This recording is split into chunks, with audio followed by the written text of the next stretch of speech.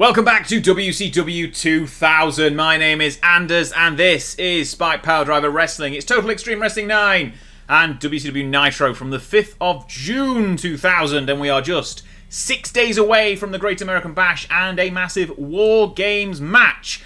Welcome back. If you're new here, make sure you are subscribed to the channel. Check out the other episodes in this playlist. We've basically been playing this save since, January of 2000, so in nearly a 6 full months in. We've done, this will be our 6th, technically 7th, I guess, pay-per-view, as we did a show in Germany last month as well. But we are a long way down the line here. We're not too far from the end because basically WCW cannot be saved if you book like I have been booking, which is like Vince Russo. And I've been using a spreadsheet in the past where we just randomly generate an idea and change the show on the fly. And we've stopped doing that recently because the show is already a chaotic mess. But we will, continue just booking like Vince Russo for the time being. I'm unsure how long we're going to last on this series. Now, we're getting to the Great American Bash, that's for sure. That's going to happen this Sunday here on the channel. It happens, so Nitros are Mondays, pay-per-views are Sundays, like they are in the real world. And during that show, we'll make a decision as to how long we will continue running the series for. Because I'm not sure if we kind of got to the point where we're near the end now anyway. But we've got War Games to build up to now. We've also got more fallout from ECW just arriving last week, completely out of the blue. And possibly a whole host of other stuff. I might have forgotten some threads that we're supposed to be booking. But that's what happens. You just do not pay attention. You should not be paying attention to what's happened last week to inform you as to what might happen tonight. There will be no continuity. That's very much for sure. Right, Nitro. We are ready to go. It's the 5th of June. And let's see how we can make a mess of this before we get to the Great American Bash. Obviously, if you have subscribed, make sure you do that if you haven't already. Like the video. Check out the Patreon down below as well. There's a link in the description if you want to support the channel in that fashion. But now we will go and have Nitro. Yo, monkey boy, listen up. If you ain't all jacked up, then hit the bricks and subscribe to some other loser. But if you are jacked and you are ready to let someone feel the bang, then subscribe to me. It's not like there's a choice anyway. So, here we go. We start the show with Ric Flair once again. He wants to do anything to gain the advantage for this Sunday's War Games match. He says that the Revolution don't need the advantage, but getting extra time to kick Sting's ass is definitely worth it. Sting naturally arrives on scene and tells Flair that he'll face him tonight in the main event, with the winner earning their team the advantage for War Games, because it's showtime. And we get off with a really hot start. The segment gets a 70. Flair's promo got a 79. Sting's got a 54. Gives us a good overall rating for the segment. And we've got our main event set. Winner gets the one-man advantage in War Games as we go. So it'll be 2-on-1, 3-on-2, 4-on-3, 5-on-4. That's how the advantage works in War Games. We're in Florida, by the way, at the Spartan Sports Center, 3,000 in attendance. But that is set the main event ends up nicely. And we go straight into our opening contest as Lance Storm makes his WCW debut and defeats Conan by submission with the Canadian Maple Leaf after getting a distraction from Justin Credible, basically to interfere in the match and distract Conan. And he gets the victory, gets a 55 match rating. His in-ring performance is nice and good as well. So that's setting up the following angle where Justin Credible and Lance Storm continue that attack on Conan. This is following up from the mystery attackers on Rey Mysterio, by the way, from a few weeks ago. Impact players drop him with a double super kick, but then Rey Mysterio rushes down the ramp, launches himself over the top rope and onto both men to take them out. The two teams are then separated, and we get told that they will face each other at the Great American Bash. So the Impact players are here. Conan and Rey are still teaming. We've wrapped up the mystery attacker storyline. We're feeding in some WCW, ECW battle. And there we go, all nicely done. I mean, the segment rating got a crap 35, but other than that, I'm excited. We cut backstage to Mean Gene, who's with DDP. He tells us that he might not be cleared to wrestle tonight with his broken ribs, but he will be cleared at the Great American Bash. And what better way to test out those freshly healed ribs than a War Games match? Well, plenty of things. Obviously, Diamond Dallas Page, but that is what you are going for, so we'll let you go for it. Moving swiftly on, that's not going to be the last we'll see of DDP tonight. We have a four-way for the Cruiserweight title. So obviously last week, Super Crazy debuted and beat Billy Kidman for the title. And now we've got a 4-way for the Cruiserweight title as Shane Helms is now the new WCW Cruiserweight Champion. So we've been building Helms up, kind of still in 3 count, but we're not focusing on that element of his character much. We've just been building him up with victories and victories, just to the point of getting new people over. And now he's at the point where he's the new WCW Cruiserweight Champion. So he's come from nowhere, won the title, with Super Crazy's lasted 7 days as champion. Tajiri was also in the match, as was former champion Billy Kidman, to give it a little bit of credibility. But Shane Helms is now your new Cruiserweight Champion, just like that. 48 rating for the match, not bad. Kidman with the best performance. Super Crazy also up there. Tajiri, surprisingly, the weaker of the 4 men. But we move forward and go to Goldberg, who is backstage with Mean Gene. He believes that the Stinger will get the job done tonight. But Goldberg, Luger and Vampiro, bit of a strange combination of wrestlers there in a 3-man team. They're going to take out the rest of the Revolution tonight, and it won't matter who has the advantage, because Goldberg will spear everyone, because that's what he does. And he's only got a 51 for this promo. I was expecting better, honestly, from Goldberg. He's got good charisma. He gets better ratings than this in my local to global save, where he's like green as grass. Anyway, 51, fine, that's okay. Move on. We go to Paul Heyman, who's given a live mic, which is dangerous. He talks about bringing Extreme to WCW and alludes to the fact that Turner has bought out ECW and Paul has brought some of his best guys here to really mess with the establishment. He tells Bischoff where to stick any potential complaints he might have. Bischoff is obviously the commissioner, who we don't see very often, because why would we?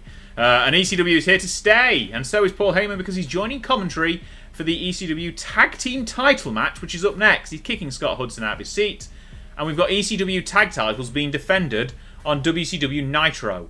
What is the world coming to? 49, again. Probably would have expected better from Heyman here.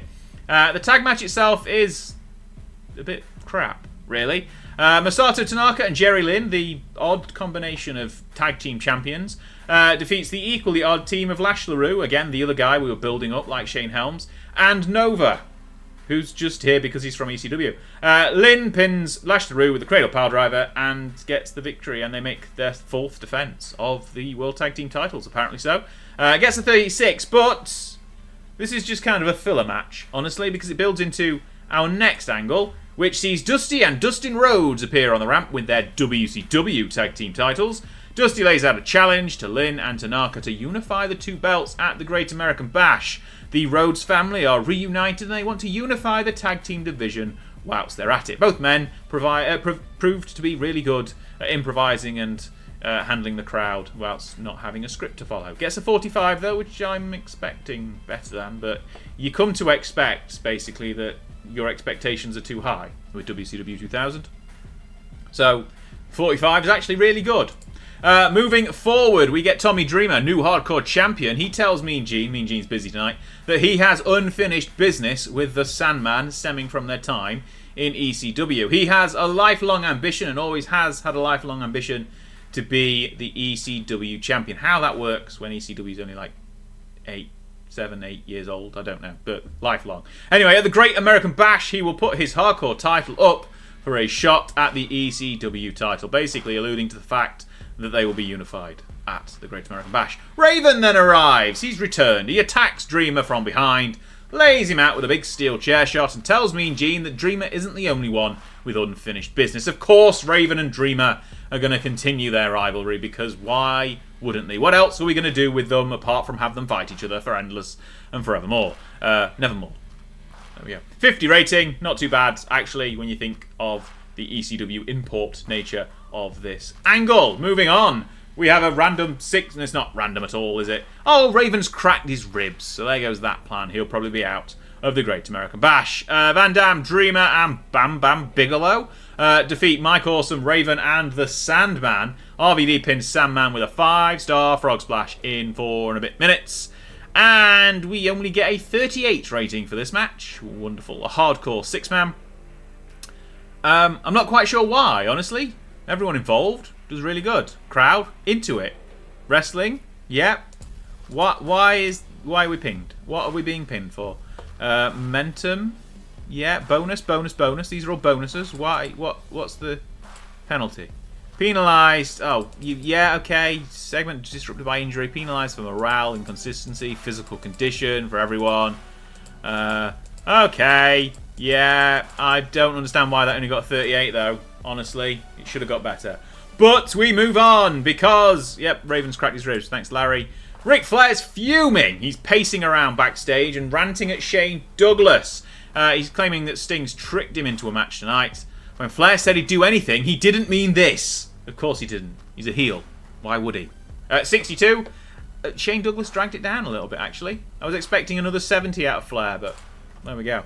The rest of the Revolution take on Goldberg, Luger, and Vampiro, and as Goldberg threatened, he beats them. Jackhammer from Goldberg on Saturn, and Goldberg's head and shoulders above everyone else, even though he's really off his game. We get a 64, though, for the match rating, which is excellent. Thanks to Goldberg, basically. He's the one who dragged the rating up. So, I mean, add in Flair, Sting, DDP, and Billy Kidman to this match, and we've got War Games. There you go. 64. Nicely done. We then see Scott Hall. He wants a fair rematch against Kevin Nash. He still wants revenge on Sid Vicious, but he challenges Sid to face him one-on-one right now. Whoever wins gets a one-on-one title shot against Nash on Sunday. So we've currently got a three-way dance booked. Nash, Hall, and Sid Vicious. Vicious and Nash are currently best friends? Question mark. Hall and Nash are definitely former best friends. No question mark needed. Anyway, Sid and Nash then arrive to give their answer. Big Sexy is doing a bit of a spiel about how he's about to say no when Sid simply grabs the mic and says, I accept.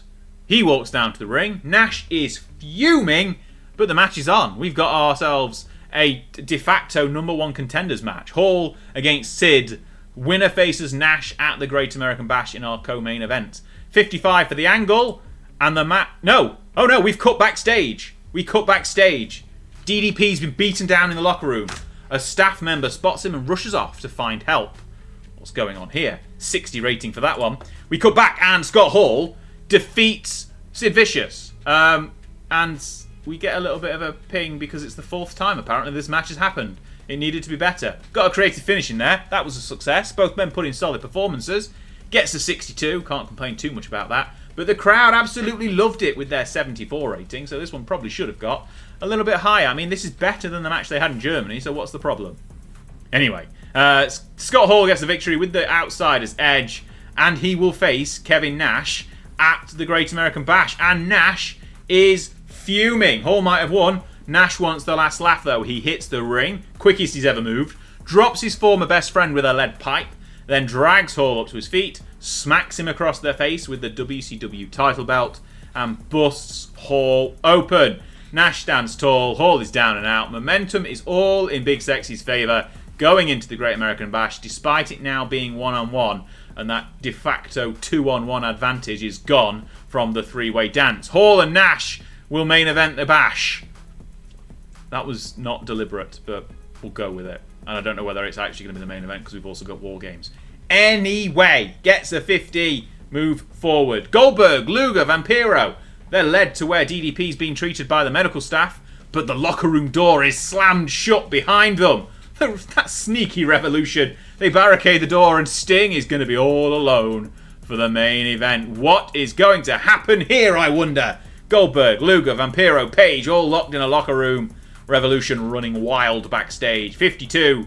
Okay, I don't know what to rate anyone on there, but we get a main event. Flair and Sting. They've got great chemistry. And Ric Flair defeats Sting with a figure 4 leg lock after interference from Shane Douglas. He clobbered Sting from behind. He staggered down into a figure 4. And Ric Flair gets the victory in the main event.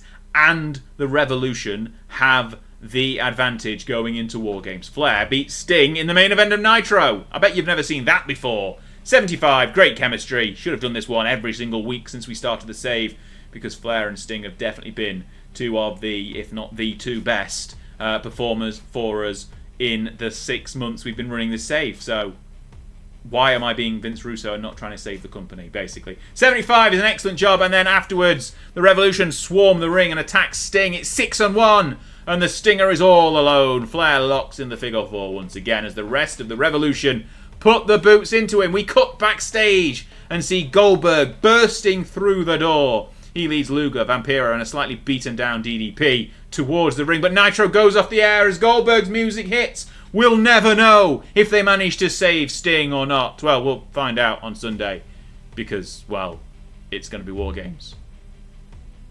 Anyway, 42 for the beatdown, 51 for the breaking down of the locker room door, and 65 for Goldberg making his way to the ring, even though we don't quite see him. 56 overall for the segment, and that is Nitro. We get a 65 overall, which is pretty okay, really, considering. But that's okay. That's fine. 21 regions popularity boost. Everywhere, there's another 7 who we haven't got the right coverage in to do so. Injury review. Raven is out for a week. Can work through it, but we might not put him in the match at Great American Bash. We might just have him in an angle afterwards. We'll see. And then finance-wise, we don't care. We've made $500,000. We're currently 12 million in the red. Popularity recap. We have not lost popularity anywhere. Look at that. How amazing. All we had to do is spam Flair and Sting. There we go. Right, that is Nitro in the books. We have got the Great American Bash coming up on Sunday. I can't wait. It's going to be an absolute chaotic mess. And we've got War Games. And Raven... Raven's hurt. Raw's changing time slot, apparently, on Japanese TV. But yeah, we've got War Games. War Games and War Games some more. Nash and Hall main eventing the Bash, potentially. And War Games also main eventing the Bash, probably. It's going to be chaotic. We've got Goldberg, Sting, Luger, DDP, Vampiro taking on Flair, Douglas, Saturn, Malenko, Billy Kidman, 5-on-5 inside a War Games cage. Nash and Hall for the world title. Tag team title unification as Dusty and Dustin Rhodes take on Masato Tanaka and Jerry Lynn. ECW and Hardcore title will be unified. Dreamer, Sandman, Van Dam, and Awesome will all be involved. Raven might not be because he's injured. He might still be involved though. Might not. We'll just pull him and Bam Bang out of the match, I think. Anyway, lots of things happening. All will go down on Sunday night here on the channel. Make sure you are subscribed so you get that notification as well that the Great American Bash has gone live. Make sure you do that because you won't want to miss it. 5 o'clock UK time, Sunday afternoon, evening, night, whatever you want to call it. So I think that works out at 12 midday Eastern in America. I don't know. Anyway, Great American Bash, Sunday. Get subscribed, like the video, check out Patreon. I'll see you then. Thanks to all the members over on Patreon as well. All your support is very much, greatly appreciated. You help make these videos a lot easier to make. So thanks a lot, and I will see you on Sunday for the Great American Bash. Check out Local to Global in the meantime as well. Let's go.